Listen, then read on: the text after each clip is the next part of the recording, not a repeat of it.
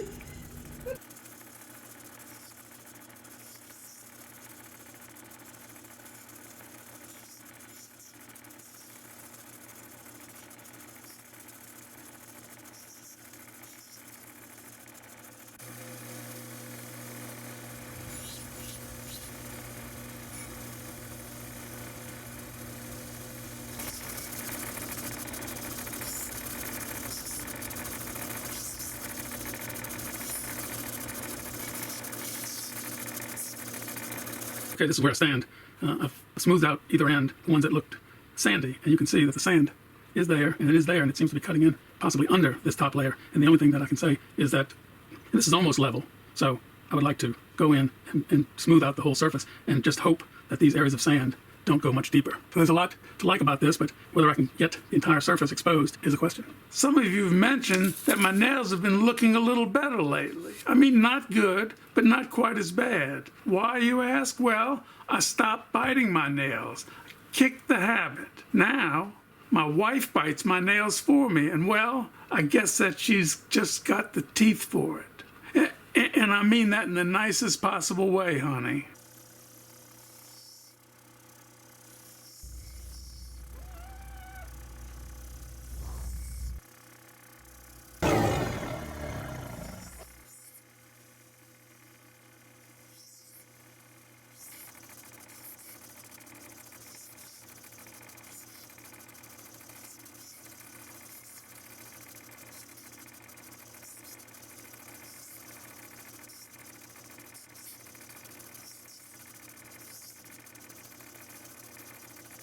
So this is where we stand. I have most of the sand off the front, and the color is great. The sand on the back is thick, but there's really no reason to mess with it. I mean, with some exceptions, most jewelry has only one front, and the back is seldom seen. Now, I do occasionally make double-sided cabochons, and when I'm the one picking the setting, I try to pick one that swivels so you can see both sides. This is a matrix opal pendant that I made a few years ago. I'm circling areas where I'm not completely through the sand, and you'd be surprised how tough it is to get through these wispy clouds sometimes. Sheila, I told you not to mess with my Vegemite, and you're doing it all wrong. You don't use your finger. Give me that Vegemite. No, I'm not an Australian, but I know a thing or two about this sort of thing because I ate some Vegemite in a video a while back. It's got a flavor a lot like nothing I've ever tasted before. And when they saw it, some authentic, honest-to-God, genuine Australians told me how to do it right. So watch and learn. Here's what you do. You take a big blob of it and you put it on toast. And then you spread it out and then you eat it. There you go. It's looking better. Here, give it a try. What do you mean it tastes like anchovy scat? When have you ever eaten that? Oh, wait a minute. I don't want to know. This is how you do it. Got it? Okay, I've removed most of the sand, but there are 2 spots left, one on each corner. So it's back to the grinder.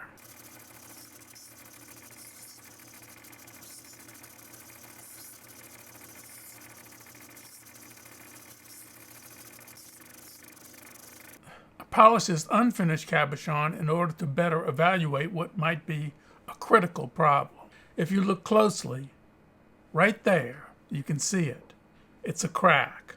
If you follow it out, it extends for quite a distance into the stone. This is a big problem because cracks are unacceptable in fine jewelry, and they're certainly not acceptable at Pulitzer Opal. So how do you remove a crack? Answer, you don't.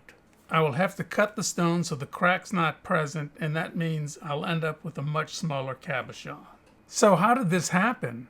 Well, I screwed up. I hate to admit it, but let me show you. While I was first examining the stone, I saw 2 small cracks on the edge. In most cases, small cracks along the edge mean that you might have to reduce the size of the stone. I'm talking about like 10% reduction. When I was evaluating the stone, I noticed this area, which I call a step. It's evidence of a crack. Yes, there was sand on top and I couldn't see the crack, but that's really no excuse. In all honesty, I didn't expect this crack to extend halfway into the center of the stone. But what can I say?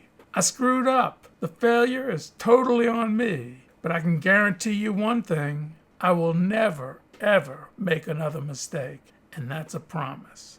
What are you laughing at, Sheila? This is serious. And now for the final stones. Dark and mysterious, our fiber optic glass arrowhead is a dazzler. Who would have thought that someday we'd have arrowheads made out of fiber optic? Nobody. And now the star of the show, living proof that bigger isn't always better, is Angus, a 12.1 carat opal that's shaped like a steak. Don't eat him. And now finally we have the giveaway winners from the Fire Opal video. The winner of the 14.1 carat aggregate of precious Fire Opal is Hogtown Pens. And the winner of the 19.4 carat Cantera Opal is Tara. And the winner of the 11.04 carat Fire Opal Arrowhead is Freely Bear. To enter the giveaway, just leave a comment. And that fiber optic arrowhead is scintillating. Thanks for watching. I appreciate all of your nice comments, and I'll see you next time.